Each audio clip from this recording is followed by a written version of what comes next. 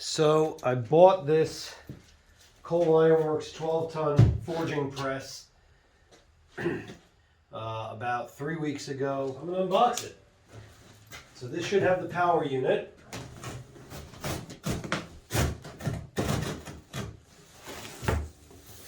Okay, that's a little better. Make life simple, right? Work smarter, not harder. That's what they say, right in the garbage. Garbage can. Alright, look at this guy, huh? Got it in gray color. That's green as well. But, I don't know. I built a 2x72 grinder and painted that machine shop gray, and I figured it would be nice to have a press that's the same color. So here it is. Wow. Wow. Okay, well, my first impression of this unit is it's pretty impressive. Haha, impressive. It's a bad joke. So, Coal Ironworks 12-ton. Date of manufacture 10/21. It's got a serial number on there, yada yada. And yada yada yada. Alright. So,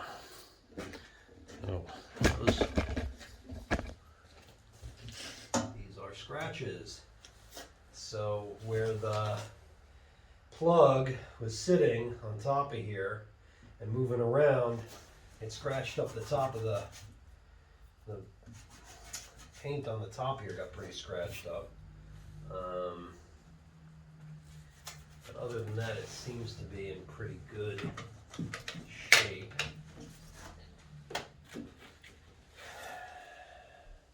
Looks like there was some rubbing over here. I know they're in a hurry to put these out because they're selling so many of them. So maybe that's part of the reason they weren't so perfectly well packaged, but it's pretty well packaged. It's bolted down with a piece of wood on the bottom there. Now, so it's on a little piece of probably 1/4 inch or 3/8 plywood. It's just sitting there on it, so I can move around pretty easy. This screw is sitting in there loose. I don't know what this screw is for. It's a wood screw. Which probably doesn't have anything to do with this unit. Okay. And it comes with this nice forging press manual. American made. There you go. Read before operating for all models of coal iron forging presses. Okay. Well, that's useful. This motor, Viper motor, I know that this is made in America, but I don't think this Viper motor is American made. My guess is it's Chinese made, but okay. The unit was assembled in America. In the USA. Good old USA. I'm going to mount this because this is not going to be its final resting place. It needs to have its own stand. And let's see. Be a little bouncing around on the camera here, sorry.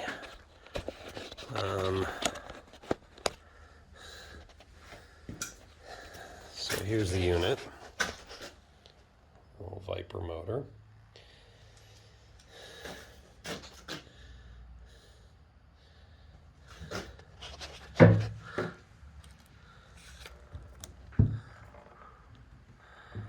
What is this paper doing back here? So that's magnetic, isn't it? Okay, I think that's a magnetic start and stop switch, so it can be moved. I believe put that in. Let's see here. Just gonna set that down. You can stick that just about any place you want.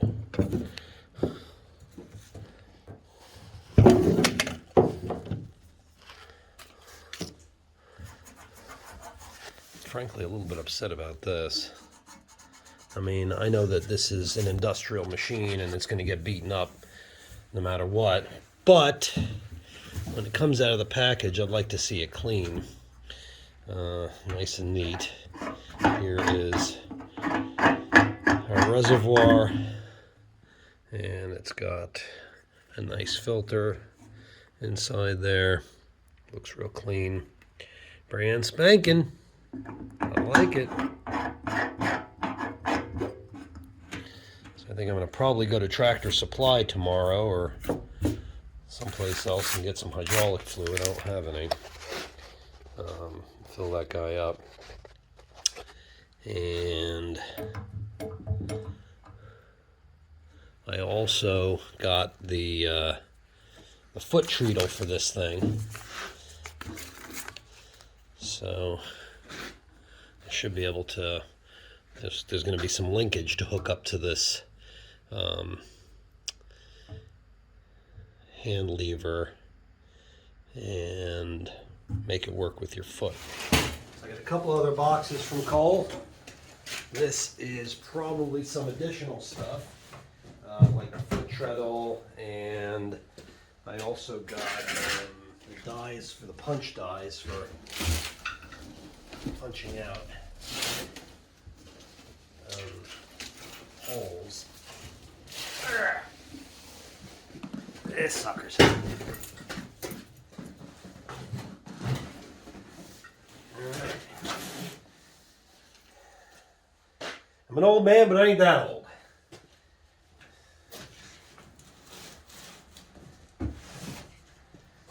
So this thing probably weighs like 110 pounds or something. The power unit was heavier, and because it was in unusual shape, I needed to use an engine hoist to get the box up onto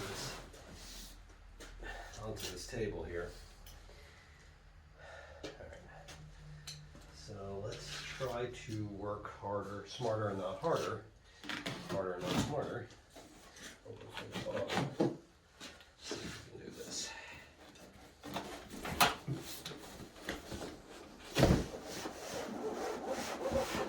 Hey, look at this.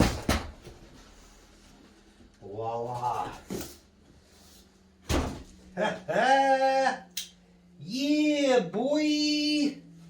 Now this strap is broken. I guess that was holding this bag of random bolts. I guess that was holding this hose together. There's a loose one.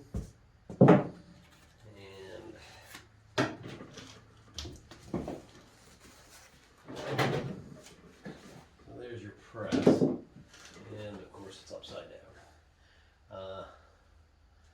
Well done, really nice and clean, but it is okay.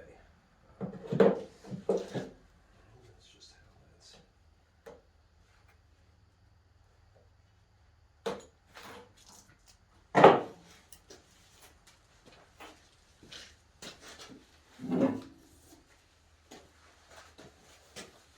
So these go in there, and the press goes or or whichever you want to knit.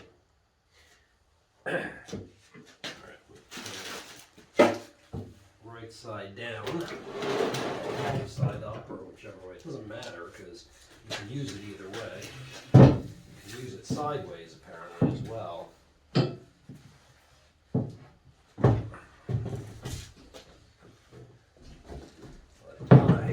I'm going to use it this way. That's my plan anyhow.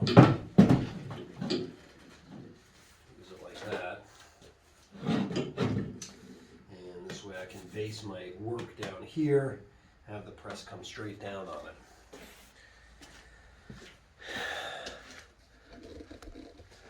Now the welds on this unit look nice. They're clean. Very nice, clean job. I'm welding this all together. I laid down some nice beads there. It's beautiful. And it looks structurally looks really well built. These come highly recommended.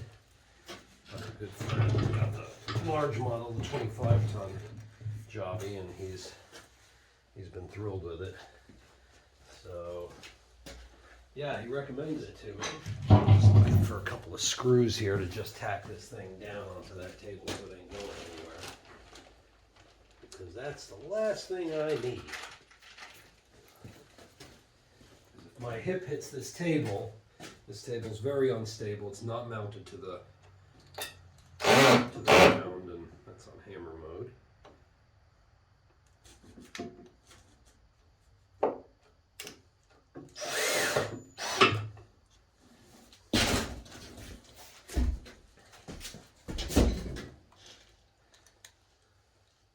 Yeah, I'll be really upset if this thing falls down and hits the ground. Okay, so unlikely to happen now. Okay, good. Third box and final box to open.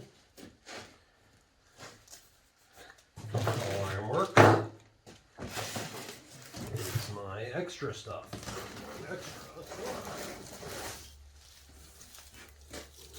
Voila. Swing. That looks like the foot treadle, treadle on, however you say it. And okay. Wow, that's noisy. I'll need a little grease, a little bit of greasing. And here is the cable. Cable to attach it to the hand lever. This piece of metal is bent, and I don't think it's supposed to be like that. If you can see that, it's got a slight curve to it this way. So I don't know if you can tell or not. Let's see if I put it down here. I don't know if that shows up, but I think it does. So this part showed up bent. Probably not that big of a deal. I'm a metal worker, for Christ's sake. I can figure that out. All right. And then we've got some punch lube here, a small can of punch lube. I asked for that because I want to punch. I'm gonna punch. If you're gonna punch, you may as well have some lube, right? Okay, there is a new lever, longer lever. I'm assuming you have to first mount that onto the handle there, but there should be directions somewhere. And here is the punch die. And that, well, the welds look pretty okay on this. It looks like they didn't quite get it all the way penetrated on that side. I don't know if you can see that or not. It looks like it's not perfectly penetrated into the side right here. It's built up nicely there, and then it kind of comes down, so maybe they're not looking at things as closely as they should, but all right, what else we got? This stuff was not all that well packaged, I'll be honest. There's a lot of movement around in this box, probably why that bar is bent. Here are the drawing dies for the unit, and these are the flattening dies for the unit. They look pretty nice and clean. Welded in there, nice and flat, equal. Those look good. Drawing dies look pretty even, pretty good.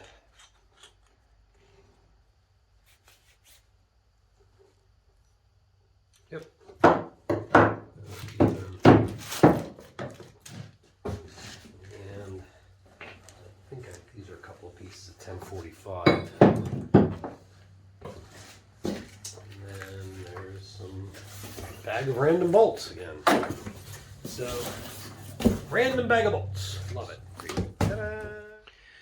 I should mention something here that I saw some people complaining online about this, that they didn't like that you had to take these bolts all the way out in order to change the dies on this thing.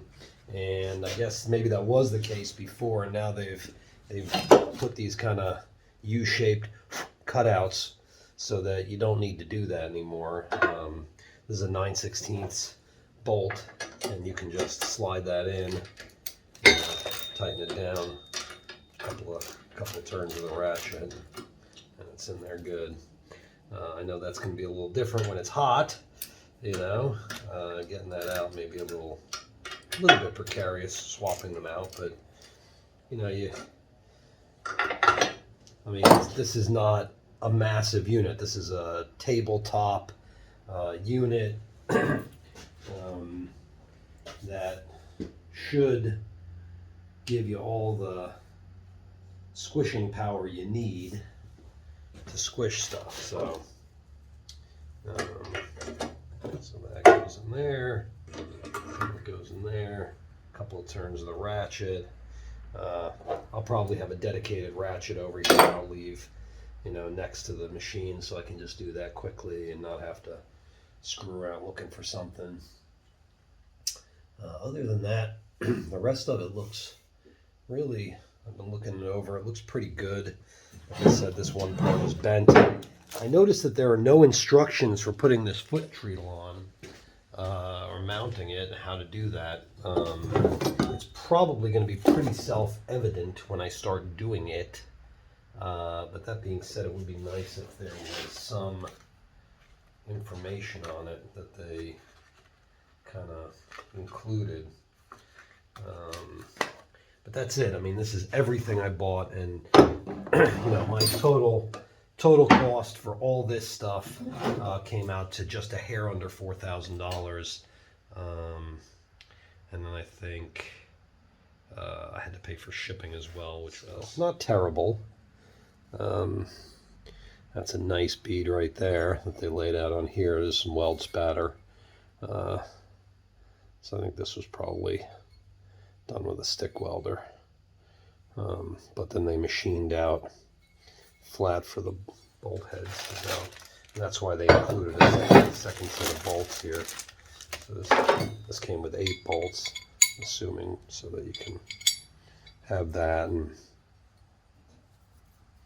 then that'll mount to the bottom there, and then this will mount to the top, and that'll punch a hole through whatever it is that you're punching, and then come back out. And I'll probably be punching holes through something like this. Maybe it'll be more of that kind of orientation when I do it. But that's the general idea. I don't have to drift those holes bigger.